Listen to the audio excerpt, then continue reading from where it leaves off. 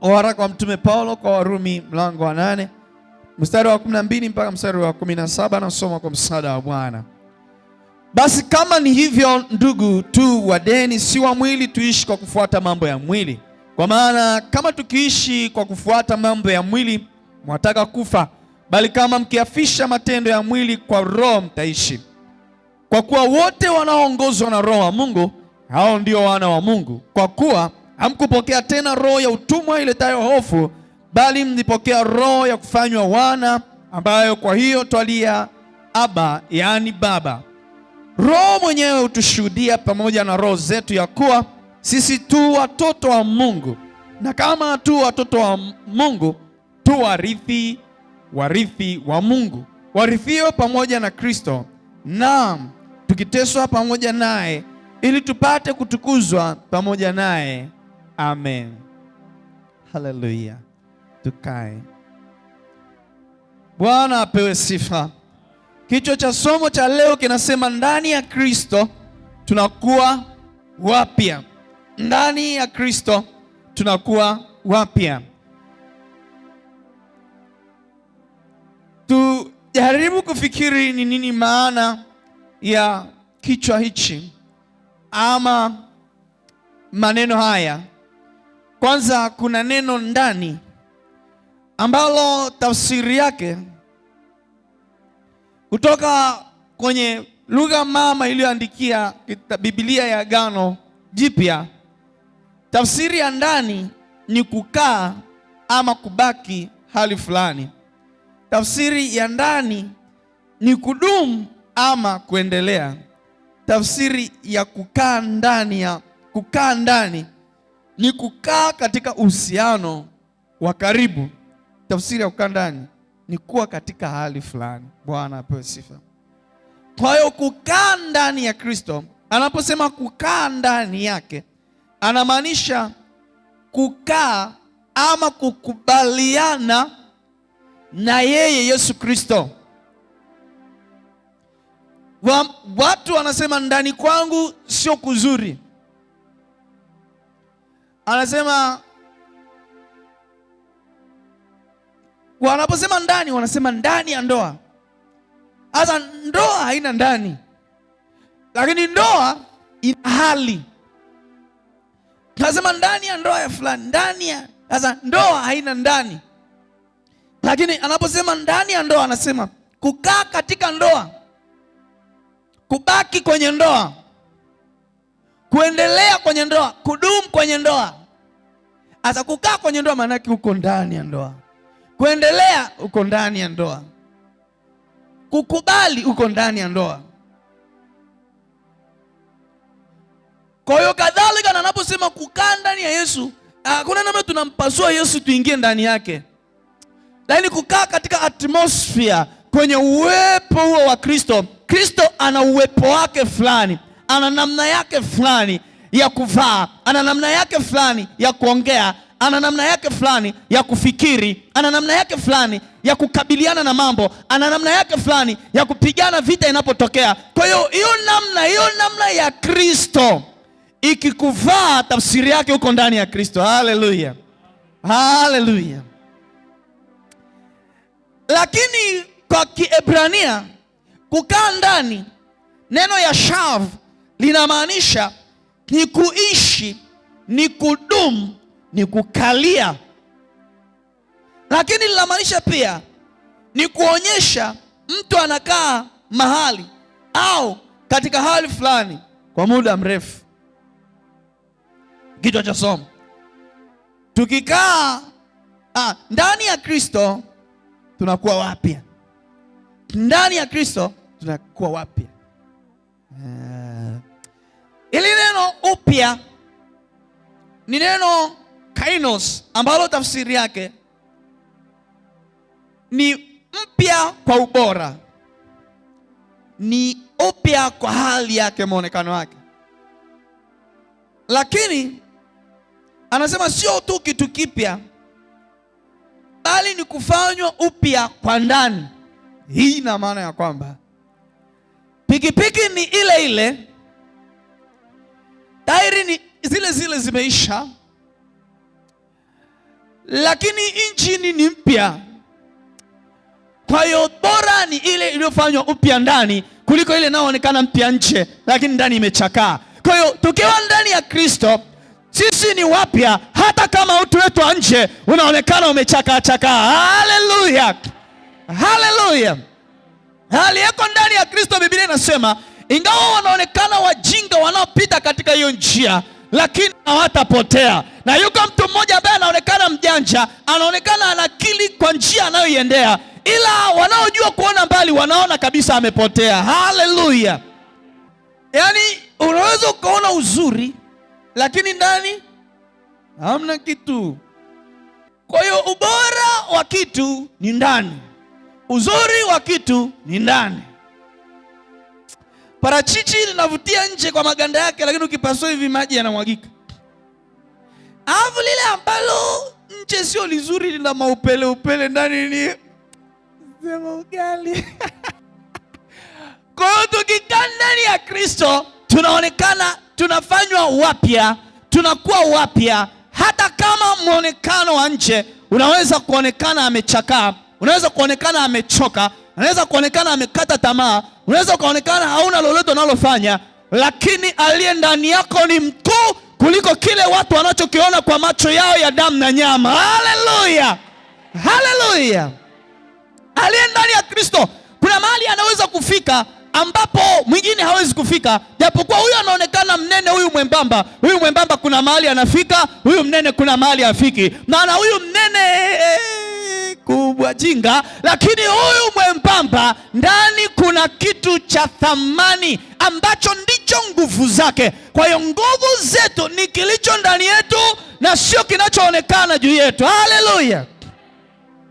Bwana apewe sifa.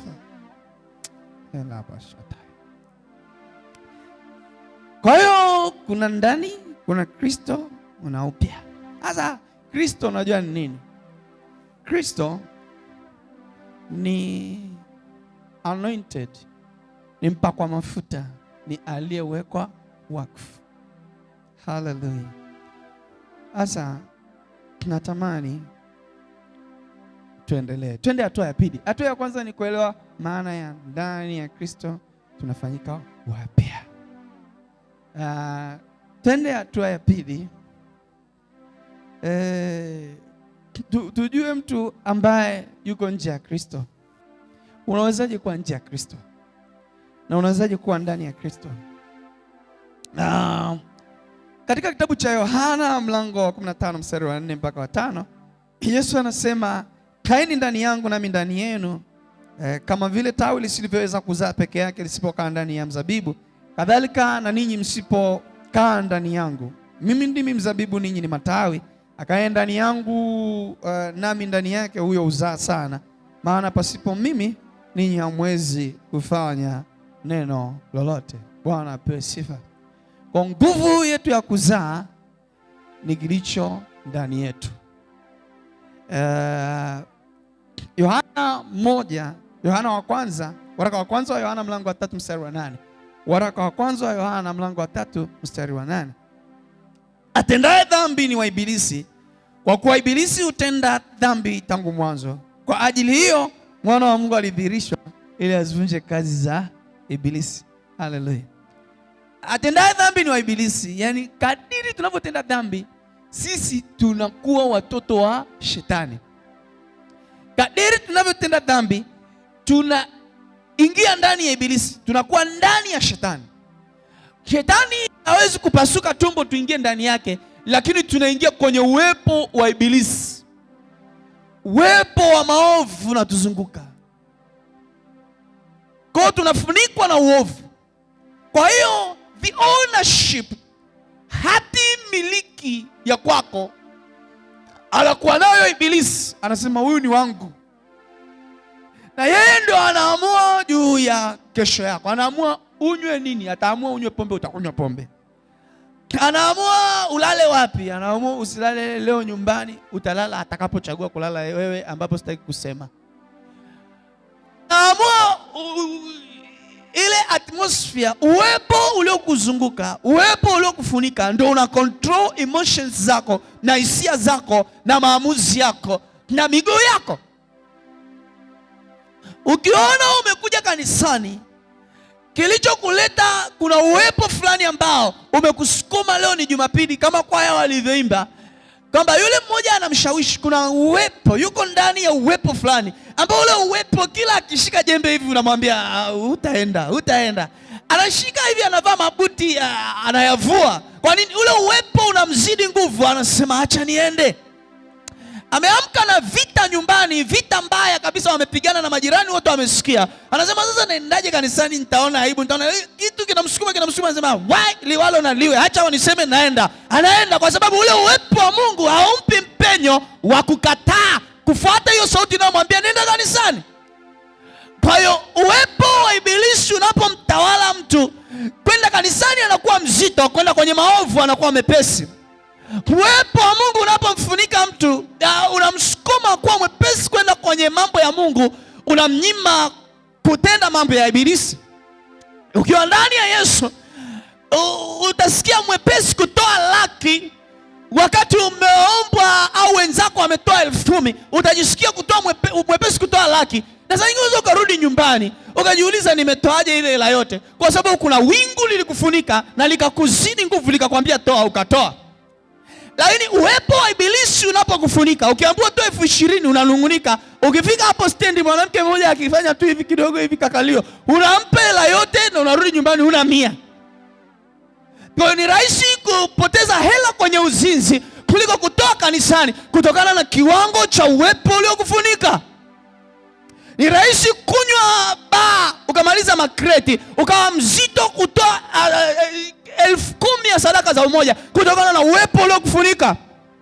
Kwa hiyo azitendaye dhambi ni wa ibilisi, maana yake uko ndani ya ibilisi, na ibilisi anaamua pesa yako upeleke wapi. Yeye ndo ataamua pesa yako iliwe na michepuko ama ijenge nyumba.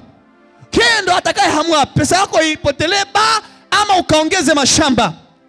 Kilicho kufunika ndani, aliye ndani yako na ndani yake uliyeko, ndiye anayeamua juu ya maisha yako.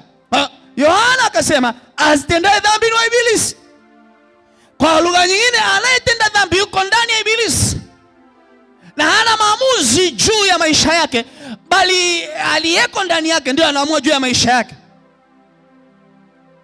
Kwa kusudi hili ya kwamba yuko ibilisi anayeiba nafsi za watu, yuko ibilisi anayekontrol maisha ya watu, kwa kusudi hili alidhihirishwa Kristo Yesu, yani alifunuliwa, kwa sababu alikuwepo tangu kabla. Kwa sababu Yesu ni Mungu. Kama Yesu ni Mungu, alikuwepo tangu kabla, lakini alikuwa haonekani kwa macho ya damu na nyama. Kwa kusudi la dhambi kuzidi duniani, alidhihirishwa. Maana yake alifunuliwa kutoka rohoni, akadhihirishwa katika macho ya damu na nyama, akazaliwa na Bikira Mariamu ili azivunje kazi za shetani, ambazo ni ulevi, ni uzinzi, ni ushirikina, ni kensa, ni presha, ni sukari, ni kila aina ya mateso ambayo mwanadamu alipitia. Sasa ili uweze kuzishinda hizo kazi za shetani, unahitaji kuchukua hatua, kustep out, yani kuchomoka kwenye uwepo wa shetani na kuingia kwenye uwepo wake yeye ambaye ana uzima. Haleluya, haleluya, Bwana apewe sifa.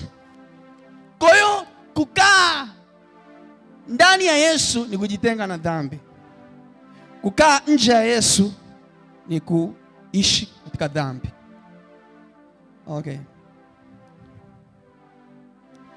Okay.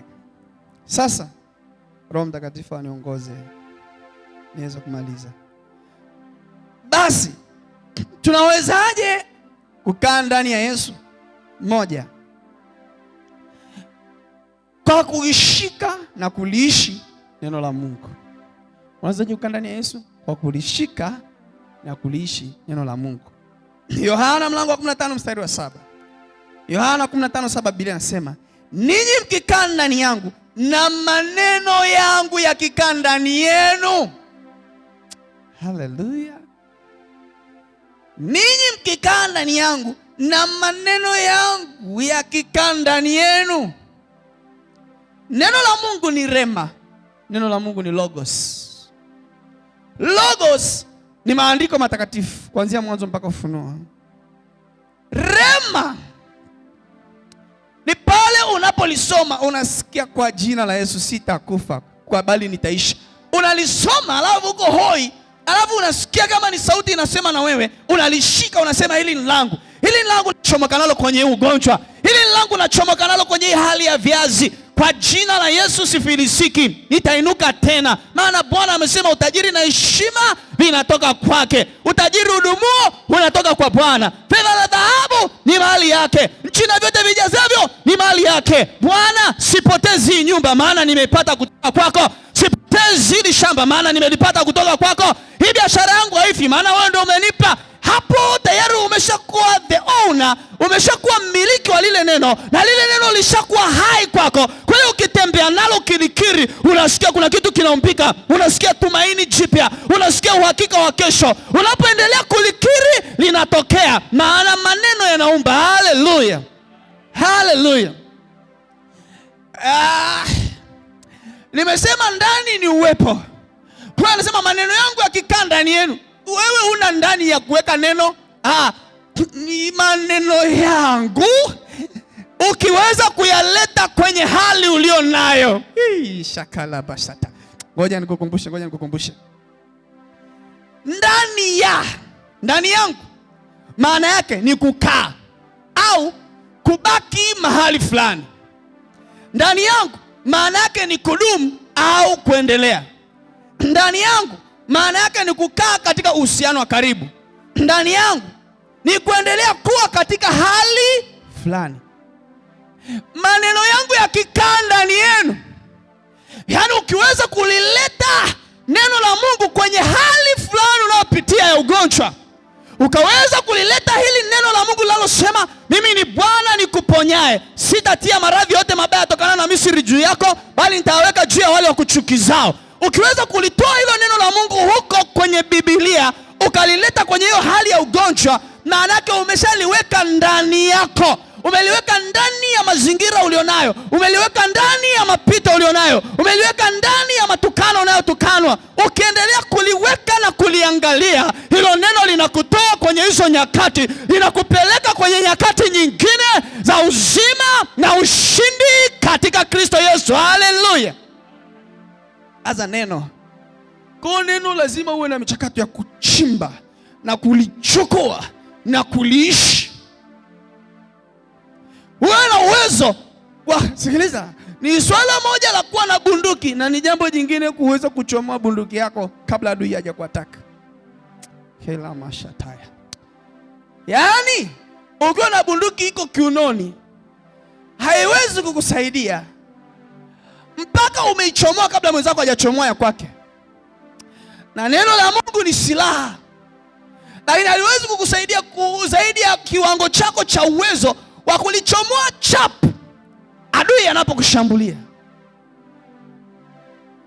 Wewe umeenda hospitalini, unaulizwa umefikaje hapa, unaambiwa hili uvimbe ni libaya, unaambiwa ugonjwa hauna tiba, na silaha unayo, neno la Mungu ambalo limebeba nguvu ya uponyaji.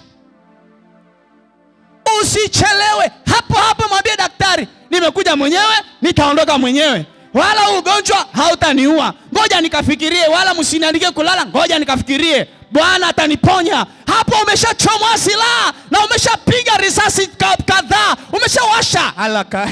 Sijui kama mnanielewa. Haleluya.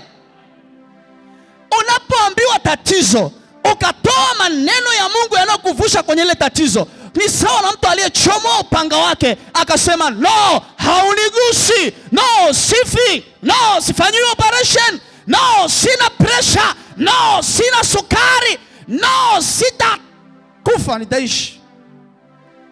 Haleluya.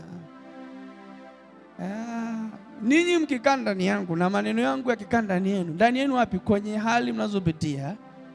Ombeni lolote mtakalo mtapewa. Ni nini kinakupa? Ni kiwango cha neno. Uwezi kusema eti kwamba huyu hata kufa kwa sababu bastola yangu ina risasi moja. Ukimwasha anakufa, alafu ndio ujue kwamba nilimuona risasi moja. Sikiliza. Risasi inayoua ukilenga shaba kichwani ni moja. Kwa hiyo hata kama una risasi 10 kwenye bunduki yako, haina maana itakayoua ni moja. Kwa hiyo basi, hata kama una risasi moja, ukilenga shaba vizuri unapiga. Kwa hiyo na wewe kama una maneno ya Mungu yale ya Sunday school, ukiamini na kuyashika vizuri, yanatosha kukuvusha mahali. Haleluya, haleluya. Hatuhitaji degree ili kumthibitisha Yesu aliyeko ndani yetu. Hatuhitaji kuwa maprofesa ili kumthibitisha Yesu aliyeko ndani yetu. Tunahitaji imani na neno la Mungu na wepesi wa kutumia hilo neno kwa faida. Haleluya. Na sijakwambia usisome Biblia. Ongeza kiwango chako cha ufahamu, lakini amini hata kile kidogo ulicho nacho. Haleluya. I wish mnipungie mkono kidogo nijisikie kama tuko pamoja. Amen, amen. Haleluya. Sasa sitamaliza, kwa hiyo hizi nyingine nitasoma tu.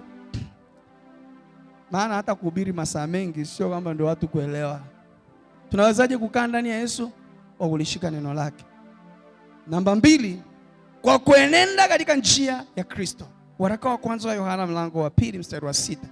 Namba 2, kwa kuenenda katika njia ya Kristo. Waraka wa kwanza wa Yohana mlango wa 2 mstari wa 6, Biblia inasema, yeye asemaye ya kuwa anakaa ndani yake, imempasa kuenenda vile vile kama yeye alivyoenenda.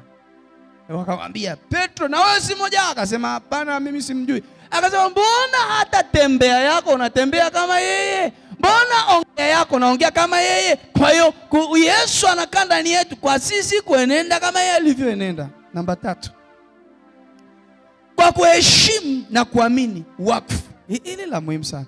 Kwa kuheshimu na kuamini wakfu tuliowekwa kwa Mungu. Ngoja nikwambie maana ya wakfu. Wakfu ni kutenga au kutengwa. Asa kila mnapokuja hapa kubatizwa, mnatengwa. Anasema, mimi nasema hivi, nakubatiza kwa jina la Baba, la Mwana na Roho Mtakatifu. Kwenye maombi na kwenye maneno yetu tunasema roho ya ibilisi ya zamani itoke na utu upya akazaliwe. Kwa kubatizwa mtu anatengwa na asili, anaingizwa katika asili mpya ya Kristo. Kwa mtu anawekwa wakfu kwa Bwana. Haleluya. Kwa kusaidiwa, akipata kipaimara anakuja. Ukimkiri Yesu kwa kinywa ya kwamba ni Bwana na kuamini ya kwamba alikufa na kufufuka na kwamba ni mwana wa Mungu, utaokoka. Anakiri kwa midomo yake mwenyewe. Ukishafanya hayo, ukawekewa na mikono, wewe umewekwa wakfu kwa Bwana. Haleluya. Kitabu cha Timotheo wa pili mlango wa kwanza mstari wa 5 na wa 7 mpaka wa 7. Timotheo wa pili mlango wa kwanza mstari wa 5 mpaka wa 7, nasoma kwa msaada wa Mungu. Nikikumbuka imani ulionayo isiyo na unafiki, ambayo ilikaa kwanza katika bibi yako Loisi na katika mama yako Eunike, nami nasadiki wewe nawe unayo. Kwa sababu hiyo nakukumbusha uichochee karama ya Mungu iliyo ndani yako kwa kuwekewa mikono yangu. Kwa lugha nyingine, kwa kubarikiwa. Maana Mungu hakutupa roho ya uoga, bali ya nguvu na ya upendo na ya moyo wa kiasi. Haleluya. Paulo anamwambia Timotheo hivi, wewe una neema, ulilelewa na wazazi wanaomjua Mungu. Na kwa sababu ya hayo malezi, Mungu akanikutanisha na wewe, nikakuombea, nikakubariki, nikakuwekea mikono. Kwa hiyo ulipowekewa mikono, uliwekwa wakfu kwa Bwana, ulitengwa kwa ajili ya kusudi la Bwana. Kwa hiyo Paulo anamwambia Timotheo, kinachokufanya wewe ni kuchochea tu, usilale sasa. Pambana na wewe na maombi, pambana na wewe na kuamini, pambana na wewe na kusoma neno la Mungu. Sehemu nyingine anamwambia usiache kusoma vitabu. Anasema soma sana vitabu. Kwa hiyo anamwambia Timotheo, wewe ulishatengwa. Hebu tambua ya kwamba umetengwa. Unapokuwa kwenye vibarua kule shambani, ujue ya kwamba wewe sio sawa na vibarua wengine. Wewe ni umetengwa kwa Bwana. Unapokuwa sokoni, ujue ya kwamba umetengwa na Bwana. Unapokuwa hospitalini, umetengwa na Bwana. Ikiwa umetengwa na Bwana, ujue kuna namna Mungu anakuangalia kwa jicho la tofauti na anavyoangalia watu wengine. Kwa hiyo usikae kama mtu wa kawaida. Nikumbuke agano lako na Mungu. Agano lipi? La kipaimara. Agano lipi? La ubatizo. Agano lipi? Ile ndoto ulioota mpaka kesho kuta unaikumbuka na unaishi ina ujumbe fulani juu yako. Agano lipi? Yale maneno aliyokuambia mtumishi na ukiyatafakari unaona yana nguvu ya Mungu ndani yake. Kila mtu kana agano na Bwana na kila mtu yuko wakfu kwa Bwana. Kwa kinachohitajika ni kuitambua hiyo wakfu na kuiheshimu na kuiishi na kuiamini. Haleluya. Haleluya. Kitabu cha waraka wa Yohana mlango wa 2 mstari wa 27. Waraka wa Yohana mlango wa 2 mstari wa 27. Biblia inasema, lakini upako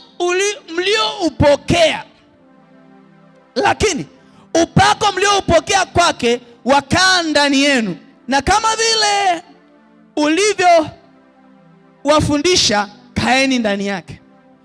Upako mlioupokea, upako ni anointing kwa Kiingereza. Anointing ni kupakwa mafuta. Kwa lugha nyingine ni kuwekwa wakfu. Aya anasema hivi, upako mlioupokea. Sikiliza, kuna watu wengine walienda kwenye mikutano, wakaombewa, nguvu za Mungu zikashuka juu yao. Upako mliopokea. Mtume Yohana anasema katika waraka wake wa Yohana mlango ule wa 2 mstari wa 27, lakini ninyi upako mlioupokea kwake wakaa ndani yenu. Unapoanguka katika ulevi, ukinywa pombe, unakunywa pombe, ule upako uko ndani yako. Umeanguka katika zinaa, unaanguka katika zinaa, upako ule uko ndani yako. Umeanguka katika matatizo unayo, magonjwa unayo, na upako uko ndani yako. Kwa hiyo majibu unayo, lakini kwa kuwa hujayatambua unateseka. Anahitajika mtu mmoja kuja kutibua kilichoko ndani yako. Kikitibuka kitaamka, kitapigana na hayo mengine yanayokukabili, maana ushindi uko ndani yako. Haleluya.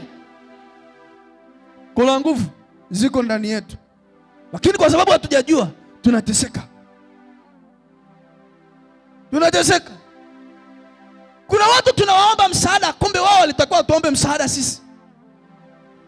Kuna vitu viko ndani yetu vimewekwa na Bwana kwa ajili ya ufalme wake, kwa ajili ya ukombozi wa familia yako, kwa ajili ya kuwafungua ndugu zako. Hey, kuna kitu kiko ndani yako. Kijue hicho kitu na ukiheshimu na ukiamini.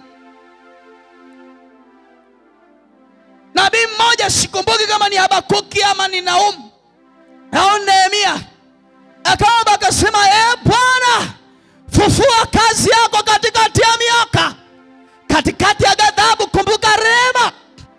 Hey, kuna vitu viko ndani ya watu vimekufa, vinataka kuuishwa tu watu wamuone Mungu.